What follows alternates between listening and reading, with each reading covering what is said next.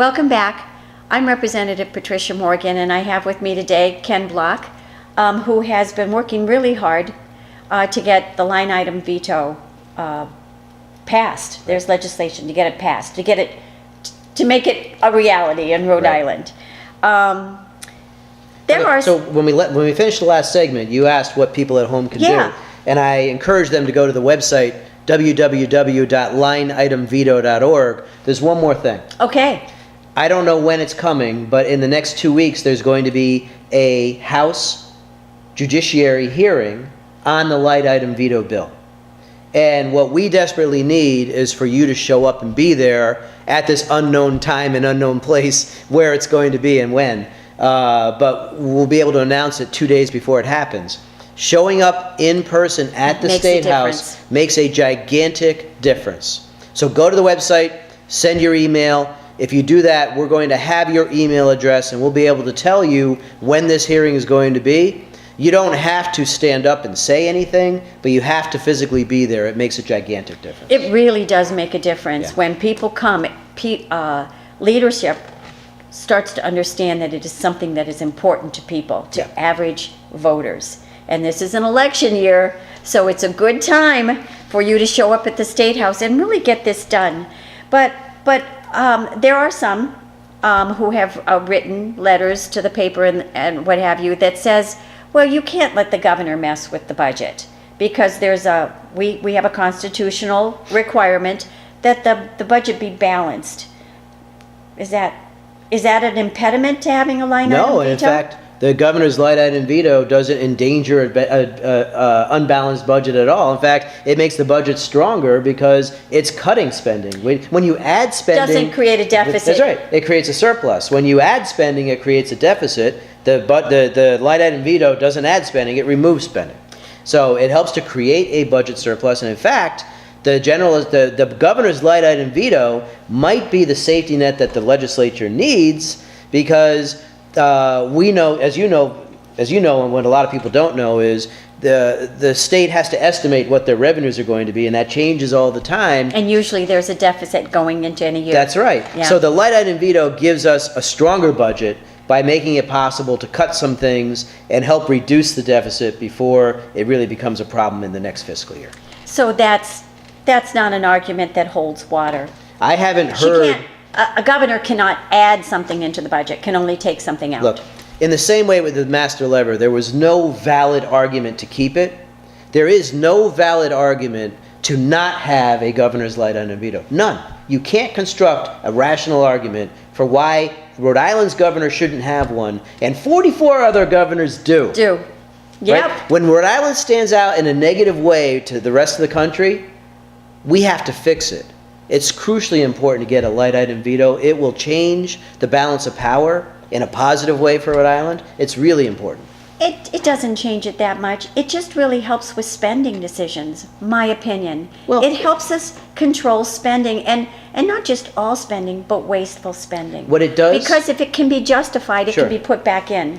But if it can't be justified, it stays out. It gives the governor more leverage in terms of negotiations across the board.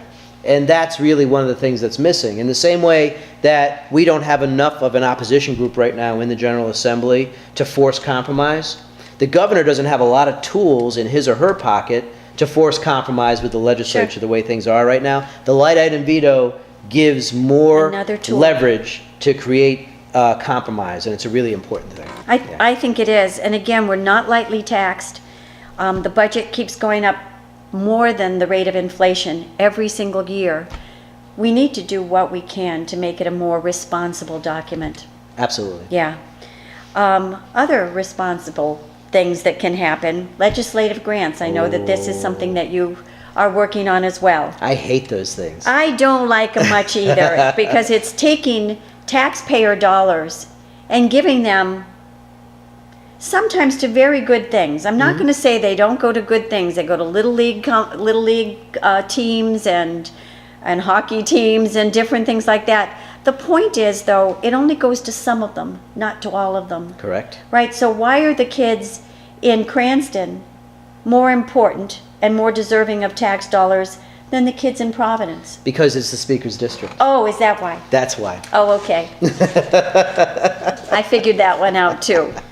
But you get the point. I do. Look, the program is corrupt, okay? Whether it's the Boy Scouts or the baseball team or some far less deserving organization getting the money, we all know that less deserving organizations get them too.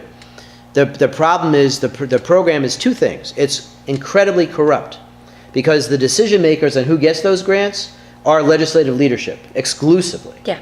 Okay? And so they use it to get political leverage over people.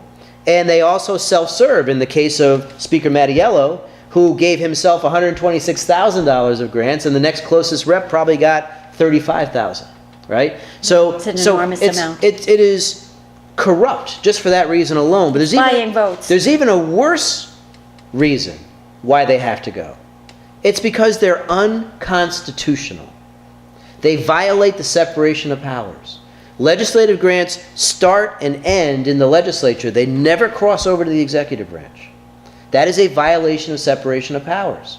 The legislature is taking applications for these grants, they're processing the grants, and they're allocating the grants. The only job the legislature should be doing is allocating the funds for the grants. All of those other actions should be in the executive branch. Okay? And this is why it's so important for the governor to go after this, and I believe the governor, first of all, I know for a fact, the governor has the constitutional power to ask the Supreme Court to rule on this. And I believe that every governor has, every governor has had this power. Why none of them have done it before, I don't know. But I believe that a responsible governor would challenge and get this struck down because the governor's branch, the executive branch, is being impinged on by the legislature. And you need to draw the line in the sand and you need to say, no, this shouldn't stand. And at the end of the day, it's because it's corrupt. It is corrupt. It's taking taxpayer dollars and buying votes with it. Yeah. Right? And why it's allowed, again, why hasn't it been challenged in the past? I know the Republican caucus did. Yes. Nick Gorham and Bob Watson have tried in the past to Right. challenge And it they and actually- to get it up to the Supreme Court. And they wrote, they had a terrific case. Yeah. I read their brief the other day. It's logical, it makes perfect sense, and they quoted cases in other states where they had the same exact constitutional language, the same grant program, and those programs were struck down by the Supreme Courts in those states. As being unconstitutional. As a clear, Not- by the way, not a permitted use of taxpayer crystal funds. clear violation of separation of powers. And it's done at that point, right? The only trick here is getting this case in front of the Supreme Court. Once it goes, I believe it's a no-brainer. They're going to strike it down. So when the Republican caucus did it, it was struck down because they didn't have standing. But the governor can get standing. Right. So the case was never heard effectively because of a lack of standing that the Supreme Court determined that Gorham and company didn't have. But the governor, with his or her constitutional power to ask for an advisory opinion, has immediate standing to ask this question. And I believe the answer is clear, crystal clear, obvious. It goes down as soon as you clear the standing problem. So another thing for you to write to your legislature